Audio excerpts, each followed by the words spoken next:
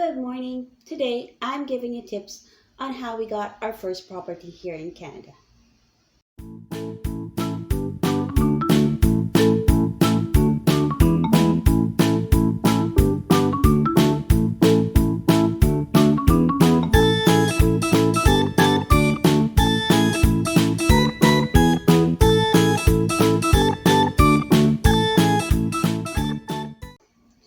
My first tip, save for your down payment. When we arrived here in Canada, it was 2012. I was here a month before my husband arrived. I was the one who brought the show money, the money that was supposed to support us for the first months here in Canada. So, to ensure that I would not consume everything, I made an Excel sheet on what my expenses are for a month. And that included to the last detail. That means if I bought bottled water, if I bought a hot dog, if I use public transport, I tally each expense. And from that Excel sheet, I knew where I can save. And when my husband came, we continued the practice. So basically, you know what are your major expenses and which ones are optional and which ones you can cut down on. I'm not saying that you cut everything so that you can save for a down payment of a house. I'm saying if you're buying $2 of coffee every day, that would amount to like 2 times 30, $60 a month. And $60 times 12 months, it's already like 720. And that's a big amount of savings that you have just incurred just for coffee alone. I'm not saying that don't buy coffee at all. I'm saying if you can be creative enough to cut on that expense. Like, let's just say make your own coffee at home. And that would bring down the cost of your coffee cup to what? 25 cents? 50 cents? I'll share you my personal experience. So I was working on retail for the first few months here in Canada, and I didn't have time to prepare food because I wanted to make sure that I was on time. I opted to buy food from the food truck. A hot dog every now and then with bottled water. That was already $3 per meal. That's just a hot dog bun and what? Bottled water? Imagine with $3 times, let's say, 25 days you're working. That's $75 already. That's already like a week long of grocery, right? So from there, I learned to cut on the bottled water. And I bought a bottle and put water in it from home. So I don't need bottled water. So see, just be creative in where you can cut your expenses. My second tip is try to save on your taxes by contributing to RRSP. So what happens when you contribute to your RRSP? RRSP, as explained from my previous video, is a registered retirement savings plan, RRSP. If you contribute to your RRSP, it lowers down your income for the year. This is one way that you save on your taxes. For example, your annual income is 50,000. The tax bracket that you're paying is definitely much higher than that of the 25,000. To save on your taxes, contribute to your RRSP. This is a tax deferral program by the government. When you contribute to your RRSP, your annual income would decrease and you would only be paying for the applicable tax for that income. You get refunded from the extra taxes that you paid to the government. So get that refund lump sum by the next year after you file your taxes.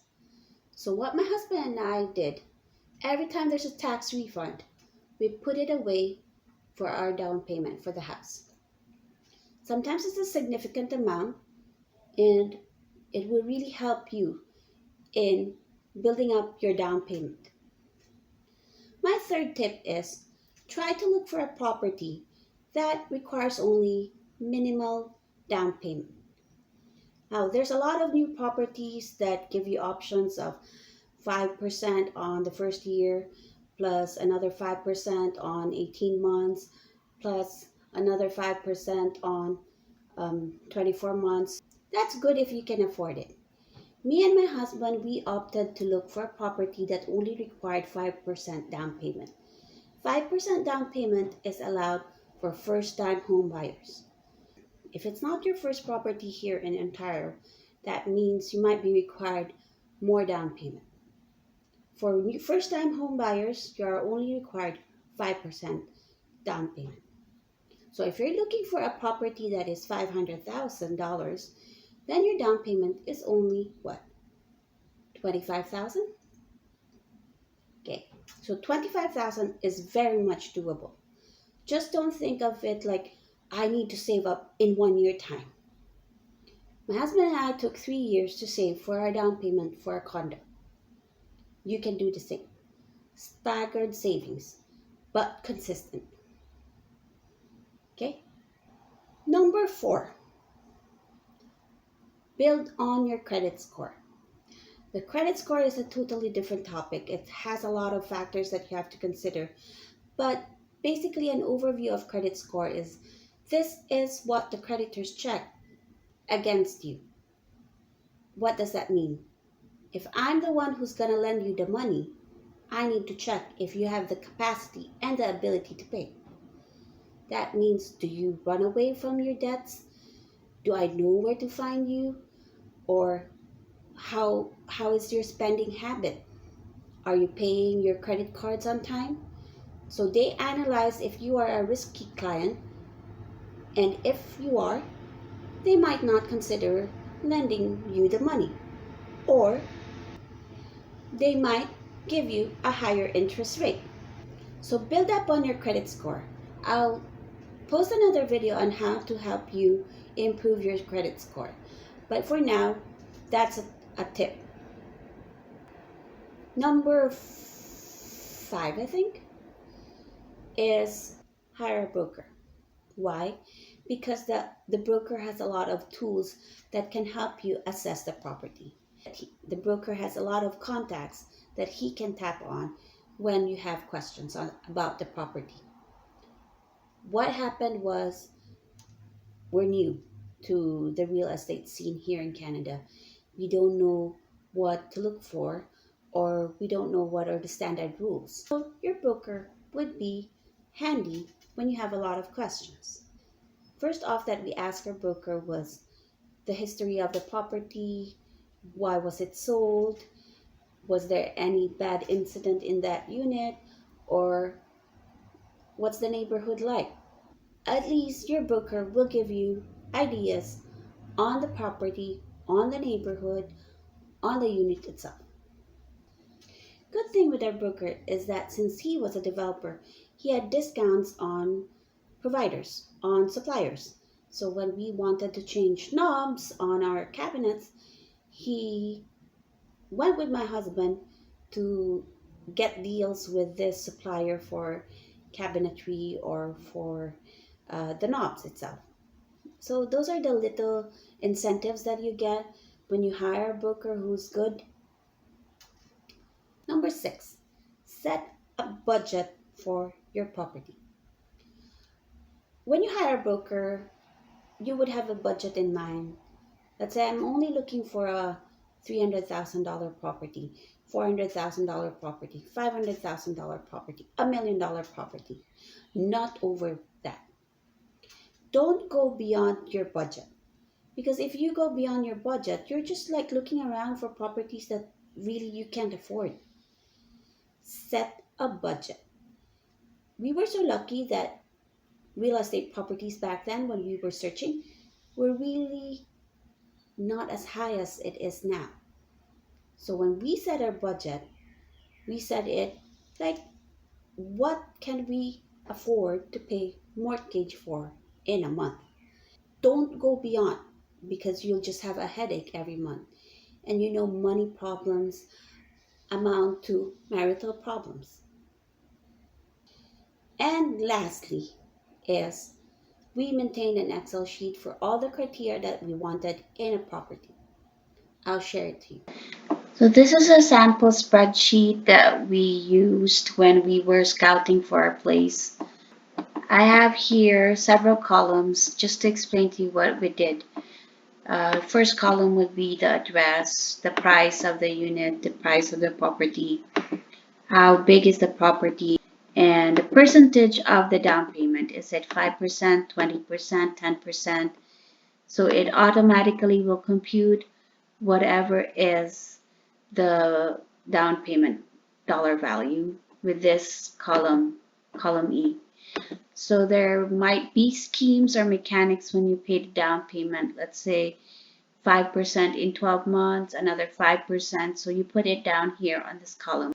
This would be like an estimate of how much your monthly mortgage would be, depending on how many years you intend to pay your mortgage in full. Maintenance fee, that is an important factor that you need to ask the broker. Usually condos, apartments, they have maintenance fees. Townhouses, if it's a freehold, there might be a very minimal maintenance fee. Taxes, that's also important that you need to ask from your broker because that would be a monthly expense for you. So if it's within the budget, like here, our budget was at 1600 a month. So if it's within the budget, it would give a 1 for the result or 0 if it's not within the budget. Moving forward, we have here the appliances. If it's stainless, you add +2. So definitely if there's no appliance included, like there's no fridge, there's no stove, you don't add any number. But if it's just plain white appliances, you add +1. If it's stainless, then +2. Obviously, our preference was stainless because it's more expensive also when you buy those appliances from the retail store. So for example, you happen to check a unit that didn't have a dishwasher, so this one would be empty. Or we also had a visit with one of the units that didn't have a washer and dryer, so this column would be empty.